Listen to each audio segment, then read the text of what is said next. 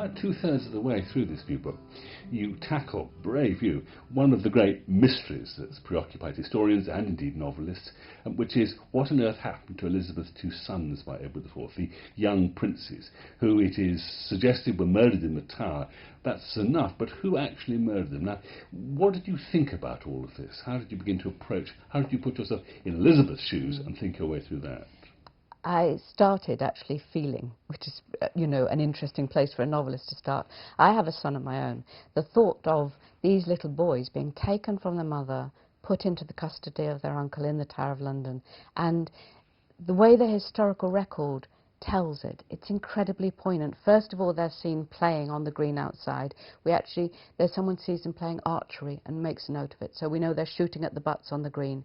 Then they're seen at the windows. Then they're not seen anymore.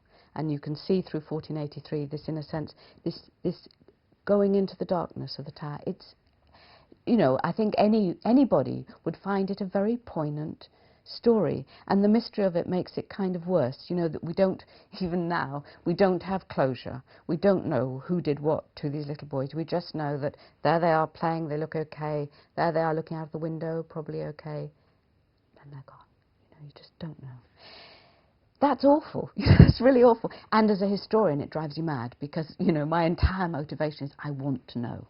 So I started to speculate and I started to read around, and there's a tremendous amount of, in a sense, counter-history, which says the history is that Richard III nipped into the Tower with a cushion, smothered them both, buried them. The Tudor history, the history of the winners of this story, is that they were buried under the stair, then for no reason that anybody explains, dug up again and buried in the Thames. Nobody says who did this, nobody finds anyone who's done it, nobody knows anything about the murder. It's an absolute dead end. It reads like a lie, and actually not a very convincing lie either. If you were making it up, you'd have thought of something better. At least something that gave you a couple of bodies at the end of it, for crying out loud. This is the medieval period. You can get bodies. It's not difficult. So, that it doesn't add up. That bit doesn't add up.